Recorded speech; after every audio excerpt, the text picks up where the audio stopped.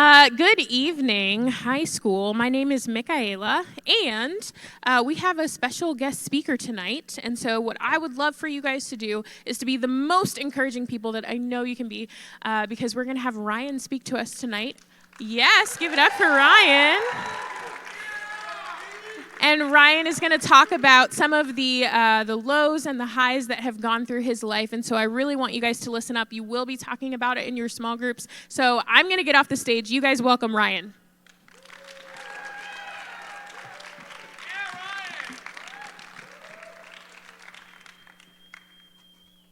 Like Michaela said, for those who don't know me, hi, my name is Ryan Taylor. I'm in the 10th grade at Blue Valley High. And tonight, I'm here to talk to you about how my grief has brought me closer to the Lord. This story starts 9 years ago on today's date, November 6th, 2015. It was a regular Friday night for me and my family. My dad and my brother had just left to go to basketball practice, and my dad didn't end up coming home that night. He had a brain aneurysm at my brother's practice and died at the age of 47. We'll touch on that later. So, with that out of the way, let's fast forward 3 years. Summer of 2018, where me and my friends decided we wanted to go to youth front because that's what a lot of the kids in our grade were doing, and we thought it would be fun. So the first time I went, I didn't pay attention to the church part of that camp at all. I didn't pray to the Lord. I didn't do anything associated with it because I thought in my head, how could a God exist if he took something that I held so precious to me in my heart?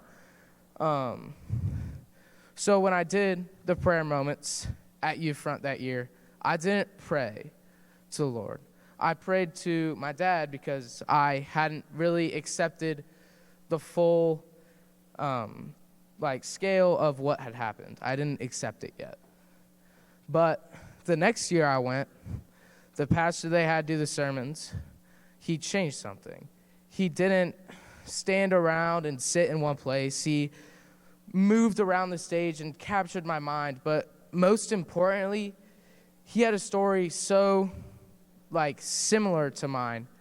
He had also lost a parent at a young age, and it made me think in my head, well, if he can do it, then I can do it too. So the next morning, I prayed to the Lord for the first time that I can remember in my life. Even though I had taken this massive step in my walk of faith, I didn't have much faith still. All faith was to me at that point in my life was a prayer every now and then when I was down and things got tough in my life. And that, I didn't even go to church every Sunday. I, in fact, rarely went. I only went to church on nights where I was dragged by my mom to go to the Christmas or Easter services. And that type of faith in my life continued for such a long time. And it didn't change until I went on my first out-of-state mission trip to St. Louis. And there was a night in St. Louis where one of the leaders had brought his guitar. So we went to a state park, and he played some worship songs. And in those moments, I felt so connected to the Lord that he was not only with me, but that he was with everybody in the room. And that connection that I felt is one that I will never forget for the rest of my life. That feeling was another big step in my faith journey. So that was in 2022. Now we're going to fast forward one more year to last year. Obviously, big year. I started high school. But more importantly, I switched some things around. I tried new things, got some new friends, and in October of that year, I went to a Dean Lewis concert. And at that concert, I met one of my best friends still today, Abby, and she was the one who originally invited me to start coming to Wednesday nights. So when she invited me, I decided I was going to go. And little did I know that that one invite from that one person would bring me to sharing my story with you, surrounded with some of the most amazing people in the world that have brought me so much closer to the Lord than I could have ever imagined me being where I am today.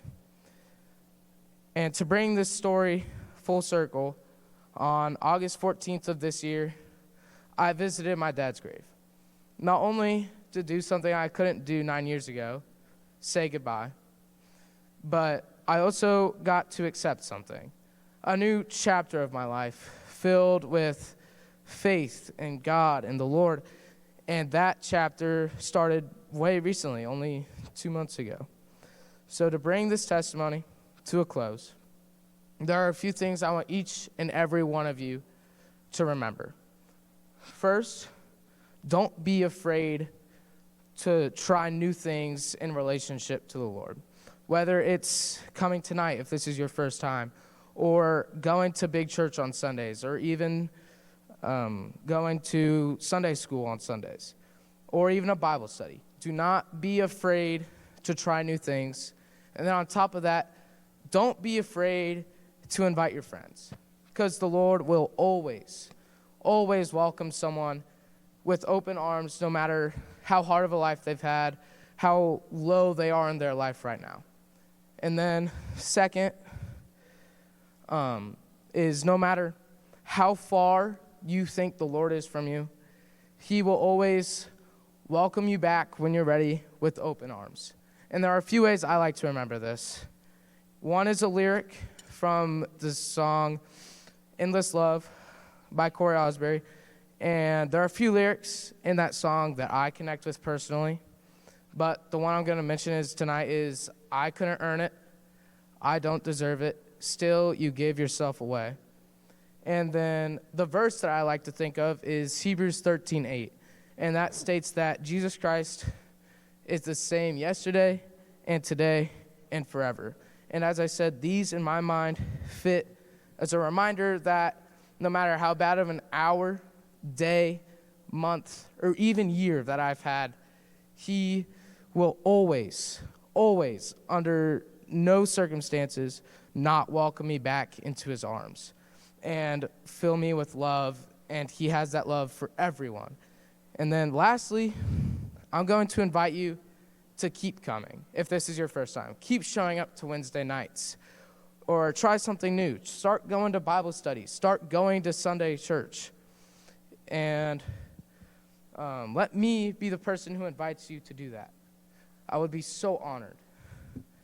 And maybe once you get comfortable, you decide to invite a friend, like Abby did for me. And then maybe you can be the person why that friend's life has changed.